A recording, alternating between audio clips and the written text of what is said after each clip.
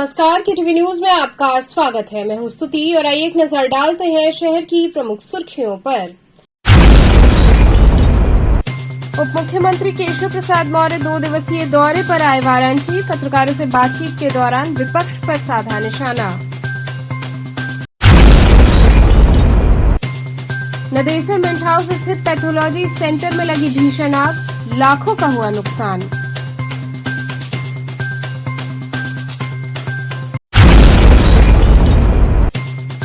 हिंदी दिवस के उपलक्ष्य में आचार्य सीताराम चतुर्वेदी महिला महाविद्यालय में संगोष्ठी हुई आयोजित।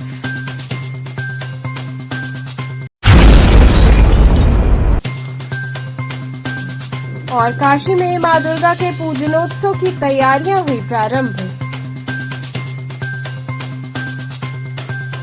और अब खबरें विस्तार से। उप मुख्यमंत्री केशव प्रसाद मौर्य 2 दिवसीय दौरे पर वाराणसी आए। पत्रकारों से बातचीत में उन्होंने विपक्ष पर जमकर निशाना साधा। उप मुख्यमंत्री केशव प्रसाद मौर्य गुरुवार को 2 दिवसीय दौरे पर वाराणसी आए। इस दौरान सर्किट हाउस पहुंचने पर गार्ड ऑफ ऑनर की सलामी से उनका स्वागत किया गया। इस मौके पर सर्किट हाउस सभागार में उप मुख्यमंत्री ने विकास कार्यों की समीक्षा बैठक की, साथ ही साथ परियोजनाओं का स्थलीय निरीक्षण भी किया। वो राजकीय वायुयान से सुबह लगभग 11:30 बजे एयरपोर्ट पहुंचे। दोपहर लगभग 12:30 बजे सर्किट हाउस सभागार में जनपद स्तरीय अधिकारियों संग बैठक की। इसके बाद परियोजनाओं का स्थलीय निरीक्षण किया। इस दौरान शिवाला में आयोजित भारतीय भाषा सम्मान दिवस 2023 कार्यक्रम में उन्होंने शिरकत की। वहीं पत्रकारों से बातचीत के दौरान उप मुख्यमंत्री केशव प्रसाद मौर्य ने विपक्ष पर जमकर निशाना साधा। सर, जम्मू कश्मीर में आतंकी हमला, देखिए, देश के लिए बलिदानी वीरों को शांति नमन करता हूं और आतंकवाद मुक्त जम्मू कश्मीर की दिशा में सरकार निर्णायक कदम उठा चुकी है। कोई भी आतंकवादी जहां भी छिपा होगा, हमारे सुरक्षा बल के, सेना के वीर बांकुरे उन्हें खोज निकालेंगे और उनको वहां भेजेंगे जहां उनको जाना चाहिए। सर, आमतौर पे हार के बाद फूट होती है, लेकिन घोसी में जो जीत हुई है सपा की, उसके बाद अजय राय जो कांग्रेस के प्रदेश अध्यक्ष हैं, वो कह रहे हैं अखिलेश यादव से कि भ्रम में न रहें, क्योंकि बागेश्वर में भी उनका कहना है कि तो ये सवाल तो आप अखिलेश यादव जी से पूछिए। हमें एक ही बात लग रही है कि 2024 में 80 में से 80 सीटें भाजपा गठबंधन जीतेगा। सपा और बसपा और कांग्रेस या कोई दल मिला करके भी उत्तर प्रदेश में खाता नहीं खोल पाएंगे। तीसरी बार मोदी सरकार बनेगी। आजम खान के आईटी का रेट पड़ा, आजम खान के वो तो कह रहे हैं कि बीजेपी वाले छापा पड़वा रहे, क्योंकि वो देखिए, जांच एजेंसियां स्वतंत्र होती हैं। अगर कहीं उनको कोई सुराग मिलेगा तो अपना जांच करती हैं, छापे डालती हैं, उसमें सरकार से कोई लेना देना नहीं होता है। लेकिन ये श्री अखिलेश यादव जी के पेट में क्यों दर्द हो रहा है, ये उनसे पूछिए। इंडिया गठबंधन से घबराई हुई है बीजेपी, इस वजह से तमाम तरह की बातें की जा रही हैं। देखिए, एक क्रिकेट का मैच होता है, उसमें 11वें प्लेयर के रूप में कोई अगर आता है तो वो क्या होता है, कोई को चोट लग जाती है तो वो कैच वैच एक ले लेता है, तो वो सोचता है कि मैं बहुत बड़ा खिलाड़ी हूँ। मैं यह मानता हूँ कि यह गठबंधन वैसे है जिसमें एक अनार 100 बीमार, जहां प्रधानमंत्री पद के इतने दावेदार हैं कि हर बैठक में कोई ना कोई, जैसे तराजू में मेढक रख करके कोई तौलना चाहे नहीं तौल सकता है, वैसे यह विपक्षी गठबंधन भी एकजुट नहीं रह सकता, ये आपस में लड़ रहा है। ध्यान रहे, अब अभी 2 सवाल कह रहे थे। आघात किया जा रहा है लगातार विपक्षों द्वारा। क्या? देखिए, सनातन पर आघात करने वाले यह शब्दों का बाण चला सकते हैं, लेकिन सनातन को छू भी नहीं सकते। जैसे सूर्य भगवान को नहीं छू सकते, वैसे सनातन को नहीं छू सकते। इस प्रकार का बयान देकर के समाज में वैमनस्यता पैदा करने का जो भी प्रयास, चाहे वो कांग्रेस हो, चाहे वो सपा हो, चाहे बसपा हो और चाहे कोई भी राजनीतिक दल हो, वह कभी भी अपने इस प्रकार के जहरीलो बयानों के लिए स्वीकार नहीं किए जाएंगे। धन्यवाद। हाँ, तो जाएंगे, उदार सिंह जी को जाना होगा, आपको जाना होगा, आप भी दिल्ली जाइए, क्या फर्क पड़ता है। विदेश पहुंच के भारत के बारे में बोलते हैं, इंडिया में नहीं बोल कर रहे हैं, क्या वजह है? देखिए, आप जिसको बोलना होगा भारत में बोलना होगा, और भारत के विरुद्ध कोई विदेश में भी बोलेगा तो वहाँ भी उनको कोई सुनने वाला नहीं, जैसे देश में नहीं। नदेसर मिंट हाउस स्थित पैथोलॉजी सेंटर में भीषण आग लग गई, जिसके चलते लाखों का नुकसान हुआ। Nadesar mint house PCF plaza में आग लग गई। कॉमर्शियल पीसीएफ प्लाजा में लगे आग से बचाव के सारे उपकरण शोपीस साबित हुए। डॉक्टर लाल पैथ लैब के पीसीएफ प्लाजा स्थित शॉप जीवन के संचालक सिद्धार्थ चतुर्वेदी के द्वारा बताया गया कि शॉप के पड़ोसी द्वारा सूचित किया गया कि दुकान में अज्ञात परिस्थितियों में आग लग गई है। सूचना पर पहुंचे संचालक ने फायर ब्रिगेड को सूचित किया। आरोप है कि सूचना के लगभग 1 घंटे बाद पहुंची फायर ब्रिगेड ने आग पर तब काबू पाया जब तक सब कुछ जलकर खाक हो गया था।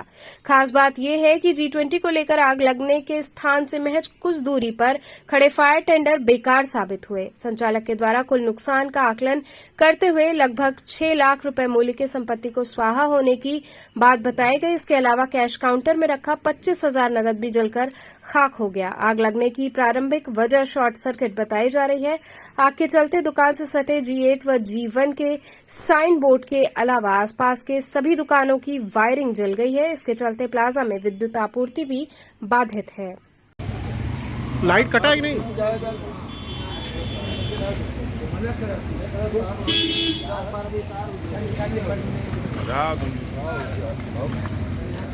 हिंदी दिवस के उपलक्ष्य में आचार्य सीताराम चतुर्वेदी महिला महाविद्यालय में संगोष्ठी आयोजित हुई। हिंदी दिवस के उपलक्ष्य में डुमरी रामनगर स्थित आचार्य सीताराम चतुर्वेदी महिला महाविद्यालय में 1 दिवसीय संगोष्ठी राष्ट्रीय शिक्षा नीति एवं भाषाई संदर्भ का आयोजन किया गया।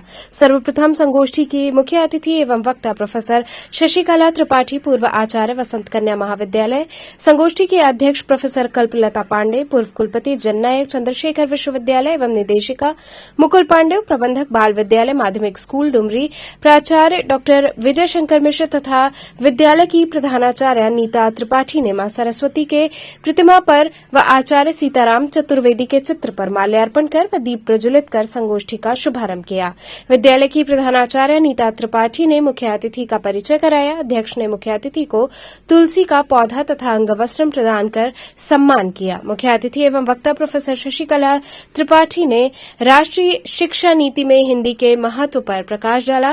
महाविद्यालय के शिक्षक डॉक्टर अभिजीत एवं विद्यालय की शिक्षिका अनीता पांडे ने भी हिंदी दिवस के उपलक्ष्य में अपने विचार व्यक्त किए। कार्यक्रम की अध्यक्षता करते हुए प्रोफेसर कल्पलता पांडे ने संगोष्ठी में उपस्थित लोगों को हिंदी भाषा के बारे में अनेक जानकारियां दी। विद्यालय के उप प्रबंधक मुकुल पांडे ने हिंदी भाषा पर बोलते हुए अपने नाना पंडित आचार्य सीताराम चतुर्वेदी को याद किया, जो हिंदी के प्रकांड विद्वान थे तथा जिन्होंने सैकड़ों पुस्तकें लिखी हैं। इस अवसर पर मुख्य अतिथि द्वारा महाविद्यालय में हुए हिंदी निबंध प्रतियोगिता तथा चित्रकला प्रतियोगिता में प्रथम, द्वितीय एवं तृतीय स्थान प्राप्त छात्राओं को पुरस्कृत किया। बाल विद्यालय में हुई वाद विवाद प्रतियोगिता के विजेता बच्चों को भी सम्मानित किया गया। प्राचार्य डॉक्टर विजय शंकर मिश्र ने धन्यवाद ज्ञापन किया। संगोष्ठी में महाविद्यालय तथा विद्यालय के शिक्षक, शिक्षिका व छात्र छात्राएं उपस्थित रहे।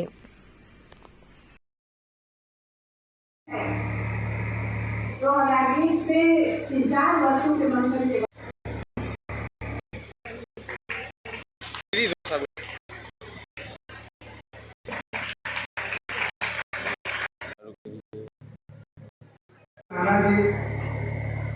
जो हिंदी जगत के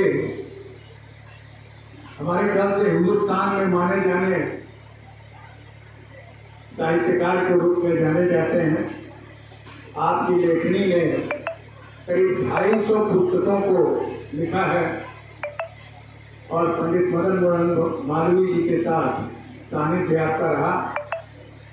और पंडित मदन मोहन मालवीय जी जब काशी छोड़ के कहीं जाते थे तो उनके हस्ताक्षर के स्थान पर आचार्य सीताराम जी चतुर्वेदी का हस्ताक्षर ही मान्य होता था। और इस पूरे के पूरे परिवेश में हिंदी दिवस का किस तरह का ये संगोष्ठी का कार्यक्रम किया गया? ये जो हिंदी दिवस था, इसमें हम सब जानते हैं कि हमारा 14 सितंबर 1949 को संविधान की भाषा बनाई गई थी, राजभाषा का दर्जा दिया गया था संविधान में।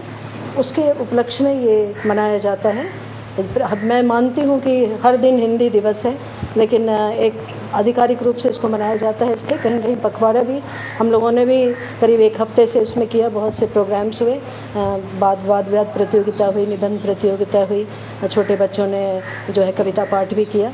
और उस हिसाब से हम लोगों ने एक आयोजन किया इसमें हिंदी का। संगोष्ठी का शीर्षक क्या था, किस पर ये राष्ट्रीय शिक्षा नीति एवं भाषाई संदर्भ से संबंधित था।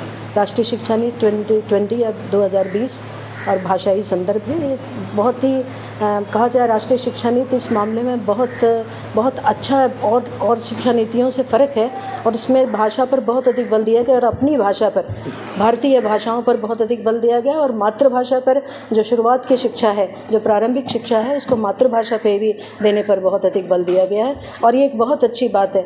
आप जब सांस्कृतिक स्वतंत्रता की बात करते हैं तो ये बहुत अधिक आवश्यक है कि उसकी नींव में अपनी एक भाषा हो, और कोई भी राष्ट्र तब तक पनप नहीं सकता जब तक कि उसकी अपनी भाषा ना हो कोई। जितने भी आप विकसित राष्ट्र हैं, सब में आप देखिए सबकी अपनी एक भाषा है। बहुत सी बोलियां हैं, बहुत सी भाषाएं हैं, क्षेत्रीय भाषाएं, लेकिन राष्ट्रभाषा के रूप में एक भाषा फ्रांस में फ्रेंच है जो कि एक भाषा के रूप में अपनी है। मैंडरिन है चाइना में जो अपनी भाषा के रूप में बोली जाती है। हमारे देश में भी ऐसा होना चाहिए। सम्मानित भी किया गया। हाँ, वो बहुत से जो प्रतियोगिताएं हुई उसमें जो प्रथम द्वितीय तृतीय पुरस्कार ये, उसमें भी जो उनको पुरस्कार दिया गया उसमें कोई ऐसा नहीं कि वो कुछ चमकता हुआ कुछ मोमेंटो दे दिया गया। उनको गीता प्रेस के गोरखपुर की जो किताबें हैं, नीति वचन है, किस प्रकार से बड़े होना चाहिए, क्या व्यक्तित्व है, क्या हमारे भारतीय पुराण हैं, कौन सी खास बातें हैं, कहाँ पर किस तरह से बच्चे को व्यवहार करना चाहिए, सदाचरण से संबंधित पुस्तकों का उनको दिया गया है पुरस्कार के रूप में। और उनसे ये कहा गया है कि जब आप पढ़ लें इसको तो पुनः उनसे विचार होगा कि वो कितना आत्मसात किया उन्होंने। इस प्रकार ये भी एक तरीका है बालक के व्यक्तित्व में परिवर्तन करने का, उसका यहाँ पर अनुपालन किया जा रहा है। बड़े बच्चों को जो BA के हैं, ग्रेजुएट के हैं, ग्रेजुएशन में हैं, उनको उस तरह के स्तर की किताब दी गई है और उनसे भी इस पर विचार विमर्श बाद में। हिंदी दिवस तो मैं कहना चाहूँगी कि हिंदी दिवस का उद्देश्य जो है कि आज के दिन संविधान में उसको राजभाषा का दर्जा दिया गया, तो यह एक खुशी का भी इसका अवसर है और बार बार मूल्यांकन करने का भी अवसर है कि जो दर्जा इसको प्राप्त है उसकी गति, रीति नीति किस तरह से कैसे चल रही है और हिंदी को अभी कितने मील और चलकर उसको जो है अपना प्राप्त करना है, वह कब UNO में उसको जो है आधिकारिक भाषा का दर्जा मिले, यह हमारी कोशिश है। क्योंकि भारत का जो बढ़ता कद है तो भारत की जो राजभाषा हिंदी है उसके हिसाब से हिंदी को भी पूरी दुनिया के जो है फलक पर महत्व मिलना चाहिए और इस दृष्टि से UNO में उसको राजभाषा के रूप में दर्जा दिया जाए। यह कोशिश एक हिंदी दिवस मनाने के क्रम में भी मैं करना चाहूँगी। दुर्गाकुंड स्थित माता कूष्मांडा के दरबार में संगीत समारोह की दूसरी निशा में कई कलाकारों ने अपनी प्रस्तुतियों के माध्यम से मां को नमन किया। देवी कूष्मांडा की 6 निशा व्यापी संगीत आराधना की दूसरी कड़ी में मां की मनोरम अर्चना दक्षिण भारतीय नृत्य भंगिमाओं से होम्बल दंपति ने की। बुधवार की शाम संगीत महोत्सव का प्रथम पुष्प भरतनाट्यम के साधक डॉक्टर प्रेमचंद्र होम्बल और उनकी पत्नी माला होम्बल ने अर्पित किया। उन्होंने गणेश वंदना से शुरुआत की। दुर्गा स्तुति, संकटा स्तुति से नृत्य को विस्तार देते हुए संगीत रत्नाकर से लिया मालविका कालिदास पर आधारित नृत्य से विराम दिया। इसके बाद पंडित राजेंद्र प्रसन्ना ने बांसुरी पर कजरी सहित कई भजनों की धुन मां को अर्पित की। फिर बारी आई एकल तबला वादन की। सपन शिवा की शिष्या रिम्पा शिवा ने कायदा रेला टुकड़ा बजाते हुए फर्रुखाबाद घराने की शैली को जीवंत किया। इसके बाद बनारस के कथक कलाकार विशाल कृष्ण ने दुर्गा स्तुति से प्रस्तुति की शुरुआत की। उनके द्वारा भजन पर प्रस्तुत भावपूर्ण नृत्य ने सभी का मन मोह लिया। कन्हैया दुबे के संयोजन में हुई संगीत निशा में पंडित योगेश असमसी के शिष्य मुंबई के यशवंत वैष्णव ने एकल तबला वादन के माध्यम से पंजाब घराने की बानगी पेश की। स्वागत आयुषी द्विवेदी ने किया। संचालन सौरभ चक्रवर्ती ने किया।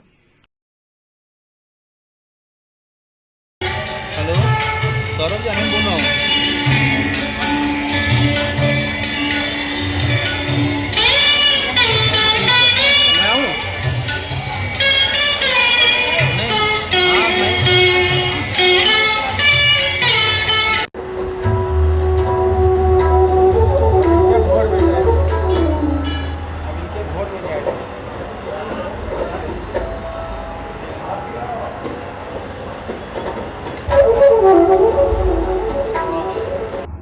किस तरह कार्यक्रम है आज कौन से कलाकार क्या प्रस्तुत कर रहे हैं? भगवती का वार्षिक बरही उत्सव मनाया जाता है, जिसकी आज दूसरी निशा है। और दूसरी निशा में आज ख्याति प्राप्त कलाकार जो माँ के यहाँ जो हाजिर लगेंगे, जिनमें मुख्यतः रूप से श्री प्रेमचंद हुंबल जी और उनकी श्रीमती माला हुंबल जी और पंडित रुनु मुजम्मदार जी और उनके पुत्र श्री ऋषिकेश मुजम्मदार बांसुरी वादन में, और पंडित राजेंद्र प्रसन्ना और वो अपने संगत कलाकारों के साथ माता के दरबार में हाजिर लगाएंगे। कथक नृत्य में पंडित विशाल कृष्ण काशी से माता के दरबार में अपनी हाजिरी देंगे और भी अन्य ख्याति प्राप्त कलाकार माता के दरबार में अपनी हाजिरी सुनिश्चित करेंगे। यहाँ रुकेंगे एक छोटे से ब्रेक के लिए। आप बने रहिए KTV के साथ।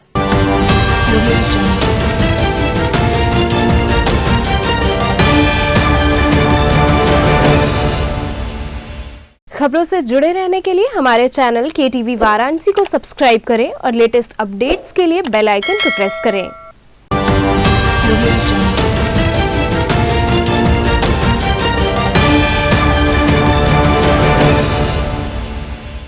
ब्रेक के बाद आपका स्वागत है। मेरी माटी मेरा देश अभियान के तहत शहर के विभिन्न क्षेत्रों में अमृत कलश यात्रा निकाली गई। मेरी माटी मेरा देश कार्यक्रम के तहत वाराणसी शहर दक्षिणी में विशाल अमृत कलश यात्रा निकाली गई। क्षेत्रीय विधायक डॉक्टर नीलकंठ तिवारी के नेतृत्व में दक्षिणी विधानसभा के हजारों कार्यकर्ताओं ने इस विशाल यात्रा में प्रतिभाग कर अमृत कलश में मिट्टी अक्षत इकट्ठा किया। कलश यात्रा क्षेत्र के गुदौलिया से प्रारंभ हुई, जहां जगह जगह लोगों ने यात्रा का पुष्प वर्षा कर स्वागत किया। कलश पात्र में अक्षत अर्पित कर देश के बलिदानियों को नमन किया गया।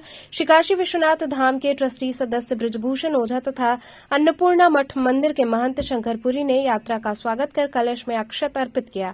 संपूर्ण यात्रा के दौरान भारत माता के जयकारे से समूचा क्षेत्र गूंज उठा।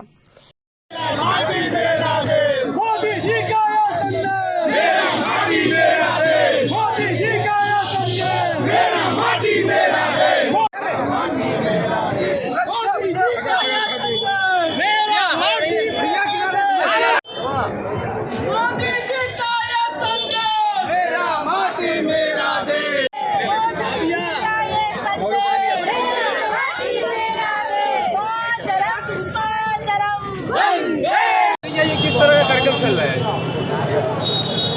वीरों का वंदन, माटी को नमन, ऐसे करके एक कार्यक्रम मेरा माटी मेरा देश आदरणीय प्रधानमंत्री जी के मार्गदर्शन में पूरे देश में हो रहा है। उसी क्रम में एक कार्यक्रम यहाँ से नीची बाग कार्यालय तक चल रहा है। क्या उद्देश्य है मंत्री इस कार्यक्रम का? अमृत उपवन दिल्ली में बन रहा है, वार मेमोरियल के बगल में।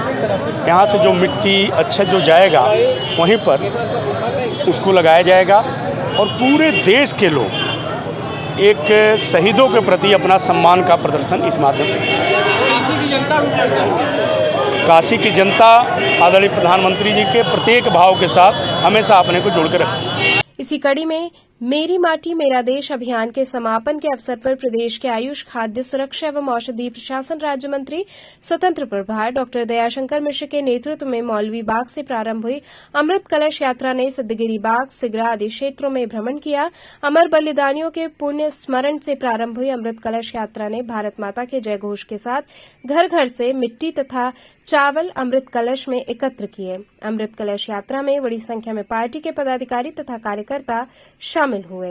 जी का यह संदेश, मेरी माटी मेरा देश, मोदी जी का यह संदेश, भारत माता की जय, भारत माता की जय, वंदे मातरम, वंदे मातरम, वंदे मातरम, वंदे मातरम, वंदे मातरम, मातरम मातरम, वंदे माती का यह संदेश, मेरी माटी मेरा देश, मोदी जी का यह संदेश, मेरी माटी मेरा देश। काशी में मां दुर्गा के पूजनोत्सव की तैयारियां प्रारंभ हो गई हैं। भगवान शिव की नगरी काशी में आदिशक्ति मां दुर्गा के पूजनोत्सव की तैयारियां शुरू हो गई हैं। भव्य पूजा पंडालों के साथ ही मां दुर्गा की भव्य प्रतिमाएं स्थापित की जाएंगी। इस वर्ष सनातन धर्म इंटर कॉलेज के पंडाल में स्थापित होने वाली मां दुर्गा की प्रतिमा खास होगी। यहां प्रदेश की सबसे ऊंची प्रतिमा लगेगी। वहीं पंडाल में केदारनाथ की झलक दिखेगी। इसको लेकर कारीगर तैयारी में जुटे हुए हैं। शहर में हथवा मार्केट, अर्दली बाजार, शिवपुर, मछोदरी में गणेश पूजन के साथ ही दुर्गा पूजा के पंडालों को आकार देने का क्रम भी शुरू हो गया है। सनातन धर्म पूजा पंडाल समिति के सूरज जायसवाल और महासचिव मुकेश जायसवाल ने बताया कि इस बार सनातन धर्म इंटर कॉलेज में बनने वाले पंडाल को केदारनाथ का रूप दिया जा रहा है। इसमें 300 वर्ग फीट में केदारनाथ धाम का निर्माण होगा। इस धाम में मां दुर्गा की 24 फीट ऊंची प्रतिमा स्थापित की जाएगी। ये प्रतिमा प्रदेश की सबसे ऊंची प्रतिमा होगी। इससे ऊंची प्रतिमा अब तक पूरे प्रदेश में कहीं भी स्थापित नहीं की गई है। मूर्तिकार इस प्रतिमा को रूप देने में लगे हुए हैं। 2 दिन में बंगाल से पंडाल बनाने वाले कारीगर बनारस पहुंच जाएंगे। पंडाल में मां दुर्गा का महिषासुर मर्दिनी वाली मुद्रा में स्वचलित प्रदर्शन भी आकर्षण का केंद्र होगा। आप प्रतिवर्ष सुर्खियों में रहते हैं, सनातन धर्म की मूर्ति या कुछ भी हुआ, इस बार क्या नया खास लेकर के आ रहे हैं? इस बार हम लोग अपने पूजा पंडाल में बाबा केदारनाथ कॉरिडोर बना रहे हैं। क्या है उसमें, क्या खासियत है? कितनी लंबी चौड़ी मूर्ति क्या रखे हैं व्यवस्था? लगभग हमारी 20 फीट की प्रतिमा है, जो प्रदेश की सबसे बड़ी प्रतिमा है। और बाबा केदारनाथ धाम जो सेम टू सेम हम लोग जैसे वहाँ पे केदार धाम है उसी तरह हम अपने पूजा पंडाल में बना रहे हैं। साथ में कॉरिडोर भी बना रहे हैं, केदार कॉरिडोर। कॉरिडोर में क्या क्या रहेगा, कितनी व्यवस्थाएं रखते हैं इसमें? प्रशासन की तरफ से जो भी गाइडलाइन है वो सारी व्यवस्था हम लोग अपने पूजा पंडाल में रखते हैं। आप तो इलेक्ट्रॉनिक भी रखते हैं, इस बार क्या इलेक्ट्रॉनिक में भी कुछ देखने को मिलेगा? हाँ, इलेक्ट्रॉनिक है। जैसे हर साल हमारे पूजा पंडाल में माँ महिषासुर मर्दिनी वध होता है, उस तरह इस बार भी हम लोग दिखाएंगे। कितना फीट ऊंचा ये मूर्ति वगैरह आप बना रहे हैं? ये प्रदेश की सबसे बड़ी प्रतिमा हमारे पूजा पंडाल में है। लगभग कितना ऊंचाई होगा इसका? लगभग 20 से 22 फीट। और कितनी तैयारी इस समय आपकी चल रही है, कितनी हो चुकी है? हमारी तैयारी 50% हो चुकी है। 50% तैयारी हमारी विश्वकर्मा पूजा के बाद से चालू हो जाएगी। अभी तक क्या क्या तैयारी है? हमारी ये गणेश लक्ष्मी की प्रतिमा 10 फीट की बन चुकी है। दुर्गा माँ हमारी अभी तैयार हो रही हैं, उसमें थोड़ा वक्त लगेगा, बड़ी प्रतिमा है। बाकी बिजली और ये बिजली सजावट वगैरह सब हमारा बुक हो चुका है, समय से सब तैयार हो जाएगा। सीसी कैमरा वगैरह सारे व्यवस्था है, सीसी कैमरा, सीज फायर, आग की व्यवस्था, पानी की व्यवस्था, बालू की व्यवस्था, सारी व्यवस्था हमारे पूजा पंडाल में है। प्रशासन की व्यवस्थाएं, काफ़ी भीड़ को देखते हुए क्या व्यवस्था? पुलिस प्रशासन हर साल हम लोगों का सहयोग करता है। इस बार भी हमें उम्मीद है कि हमारी सहयोग पूरी प्रशासन करेगी। पत्रकार संघ भवन में पत्रकारों ने राज्य मंत्री दयाशंकर मिश्र का सम्मान किया। साथ ही पत्रकारों के हित को ध्यान में रखते हुए उनसे वार्ता की। पत्रकार संघ भवन में आयुष राज्य मंत्री स्वतंत्र प्रभार दयाशंकर मिश्र ने पत्रकारों से औपचारिक बातचीत की। इस दौरान पत्रकारों ने अपनी समस्याओं से राज्य मंत्री को अवगत कराया। इस दौरान राज्य मंत्री की पत्रकारों की समस्याओं को लेकर, उनकी मांगों को लेकर सकारात्मक प्रतिक्रिया हुई। वहीं इस दौरान पत्रकारों ने राज्य मंत्री का माल्यार्पण कर उनका सम्मान किया। काशी पत्रकार संघ के अध्यक्ष अत्रि भारद्वाज ने बताया कि राज्य मंत्री से अपनी समस्याओं के संदर्भ में बातचीत की गई है, जिस पर उन्होंने पत्रकारों के पेंशन को लेकर संबंधित विभाग के अधिकारियों मंत्रियों से वार्ता करने की बात कही है। साथ ही उन्होंने सहयोग के रूप में 10 लाख की धनराशि प्रदान किए जाने की घोषणा भी की है। किस तरह की आज प्रदेश के आयुष राज्य मंत्री स्वतंत्र प्रभार डॉक्टर दयाशंकर मिश्र दयालु संघ भवन में पधारे और एक औपचारिक बातचीत में उनसे पत्रकारों ने अपनी समस्याएं बताईं, जिस पर उनका ये कहना था कि पत्रकारों की पेंशन की बाबत मैं संबंधित मंत्रियों से और अधिकारियों से बातचीत करूंगा और इसी के साथ साथ पत्रकारों के स्वास्थ्य योजना और अन्य उनकी जो समस्याएं हैं उनके प्रति भी मैं बात करूंगा। उनका ध्यान आकर्षित कराया गया कि बदलते दौर में जो परिस्थितियाँ बदली हैं उसके अनुसार पत्रकारों को थोड़ा सा और सहयोग मिलना चाहिए।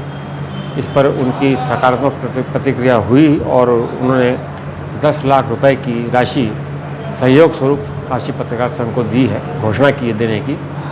और इसके आगे भी उन्होंने बताया कि जो आपकी योजनाएं होंगी उसकी एक लिखित प्रतिलिपि हमको दीजिए, तो मैं उसके हिसाब से आपके भवन के लिए और आप लोगों के सहयोग के लिए मैं हमेशा तत्पर रहूँगा।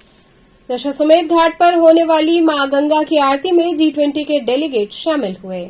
दशाश्वमेध घाट पर होने वाली विश्व प्रसिद्ध नित्य संध्या मां गंगा की आरती में 5वीं बार G20 डेलीगेट शामिल हुए। साथ ही एक बार Y20 के अतिथि शामिल हुए थे। डेलीगेट्स रविदास घाट से क्रूज पर सवार होकर दशाश्वमेध घाट पहुंचे। लगभग 45 मिनट तक दशाश्वमेध घाट पर मां गंगा की आरती में शामिल हुए। इस दौरान गंगा सेवा निधि द्वारा 5100 दीपों से घाट को सजाया गया था। गंगा सेवा निधि के 7 अर्चकों द्वारा भव्य रूप से मां गंगा की आरती संपन्न हुई। साथ ही गंगा सेवा निधि के अध्यक्ष सुशांत मिश्रा, कोषाध्यक्ष आशीष तिवारी, सचिव हनुमान यादव समेत भारी संख्या में पुलिस बल उपस्थित रही। किस प्रकार मां गंगा की आरती की गई? देखिए, इस समय जो है वो हम सभी भारतवासियों के साथ साथ काशी वासियों के लिए भी ये बड़ा गौरव का विषय है कि इस बार G20 की जो अध्यक्षता है वो भारत कर रहा है और जो G20 का कार्यक्रम है वो संपन्न हो चुका है दिल्ली में। और उसी क्रम में जो G20 का डेलीगेशन है, G20 और Y20 जो दोनों हुआ, उसका डेलीगेशन काशी में उन लोग का आगमन हुआ अतिथियों का, और जहाँ पे वो काशी की संस्कृति से, काशी की परंपरा से, प्राचीनता से परिचय हुए और भगवती माँ गंगा की महाआरती में भी शामिल हुए। और उसी क्रम में आज भी माँ गंगा की दैनिक महाआरती में शाम को G20 का ये 5वां बार था, जबकि जो पूरा डेलीगेशन था वो माँ गंगा की आरती में शामिल हुआ और जो पूरा का पूरा डेलीगेशन था वो क्रूज से ही बैठ करके भगवती माँ गंगा की पूरी आरती का दर्शन किया। तो चलते चलते पुनः एक नजर डालते हैं शहर की प्रमुख सुर्खियों पर। उप मुख्यमंत्री केशव प्रसाद मौर्य 2 दिवसीय दौरे पर आए वाराणसी। पत्रकारों से बातचीत के दौरान विपक्ष पर साधा निशाना। नदेसर मिंट हाउस स्थित पैथोलॉजी सेंटर में लगी भीषण आग, लाखों का हुआ नुकसान।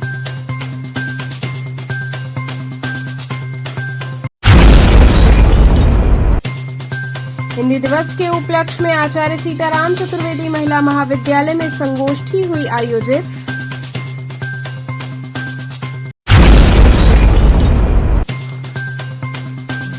और काशी में मां दुर्गा के पूजनोत्सव की तैयारियां हुई प्रारंभ।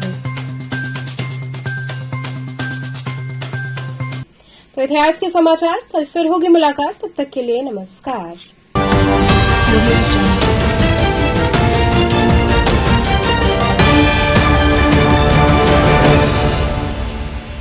खबरों से जुड़े रहने के लिए हमारे चैनल KTV वाराणसी को सब्सक्राइब करें और लेटेस्ट अपडेट्स के लिए बेल आइकन को प्रेस करें।